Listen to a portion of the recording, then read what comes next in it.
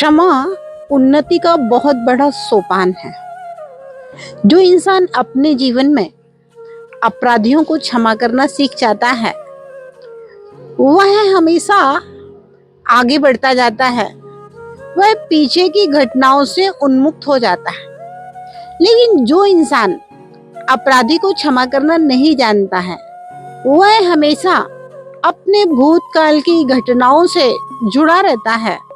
उसका दिमाग भूतकाल के अपराधियों के अपराधों को बार बार चिंतन करके, विचार करके, सोच करके एक कचड़े का गंदा डिब्बा बन जाता है। और जो इंसान अपराधी को क्षमा कर देता है, वह अपने निर्मल आत्मा को निर्मल बना लेता है और अपने मन को विशुद्ध और पवित्र बना करके और एक अच्छे पथ पर चलता है। और उसका दिमाग हमेशा ज्ञान की वृद्धि, विशुद्धि की वृद्धि और हमेशा जीवन पथ पर आगे आगे आगे आगे बढ़ता जाता है।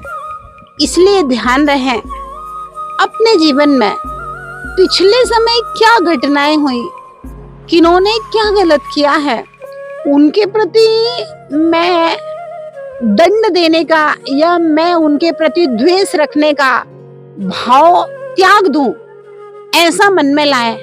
क्योंकि अगर आप उनको दंड देने का भाव, द्वेष रखेंगे यदि आप उनके प्रति, तो आप दूसरे का क्या कर पाएंगे, नहीं कर पाएंगे, मुझे नहीं पता, क्योंकि अगले का पुण्य और पाप है। लेकिन हम अपने जीवन को जरूर खराब कर लेंगे।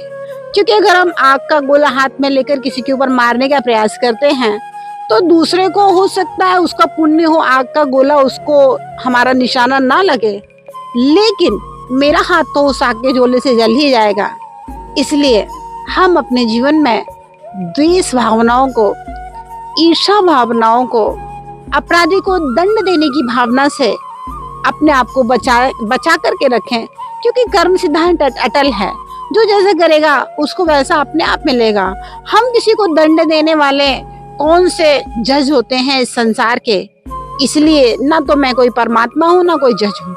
इसलिए हम किसी को दंड देने की भावना, द्वेष भावनाओं से दूर होकर के सबको क्षमा करके एक अच्छे पथ पर चलने और चलाने का प्रयास करेंगे, तो निश्चित रूप से ये मेरे अंतरंग की उत्तम क्षमा का भाव हमारे जीवन के लिए, हमारे मन की पवित्रता के लिए, हमारे उत्थान और उन्नति के लिए एक बहुत बड़ा वरदान बन जाएगा। और आप अपने लिए भी कुछ अच्छा कर सकेंगे और दूसरों के लिए भी बहुत कुछ अच्छा कर सकेंगे। और ऐसा करने का प्रयास अवश्य करना चाहिए।